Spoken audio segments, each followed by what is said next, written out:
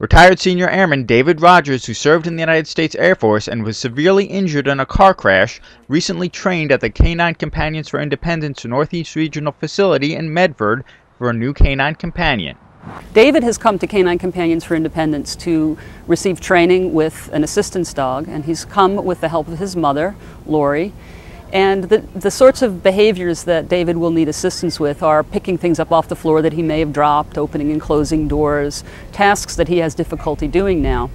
He's here in training with his mother because part of the effects of the injury that he received affect not just his physical ability but memory as well. And so his mother is there to help build the relationship with the dog, teach him dog management skills that we've taught her, and transfer that relationship so that he can have greater independence.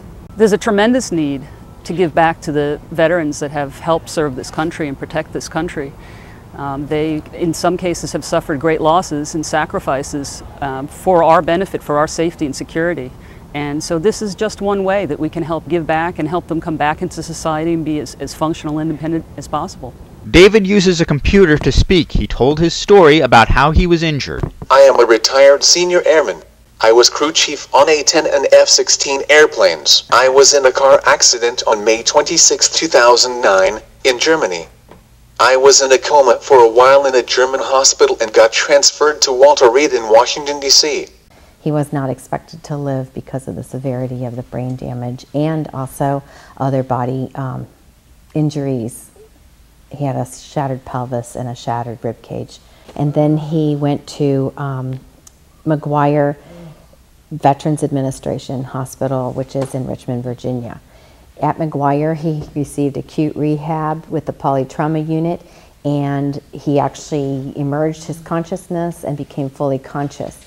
David's intelligence is intact, but all of his memory has been lost.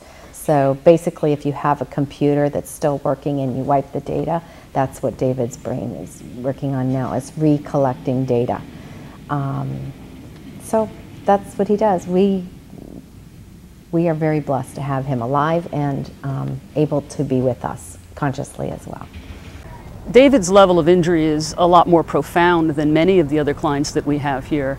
The dog that we've trained for him and we're placing with him is going to be able to help him on a great many levels. You'll see there's a tremendous amount of variability in the people that we serve at Canine Companions. David is in a transitional period of moving from total dependence to independence. A CCI dog is going to help him with that transition. Good boy. All right, yay! Push. Thank you. The dog will be learning commands that will help David to push buttons, turn off switches, open doors.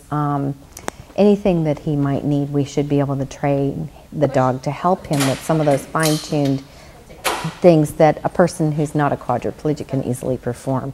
And David's mother says his interactions with Jersey have had a positive psychological impact as well. I really like the interaction with Jersey because with a brain injury, David can be very introverted, and he was always an outgoing person. And I see him really blooming and coming back out into the social web of the where we are with the dog.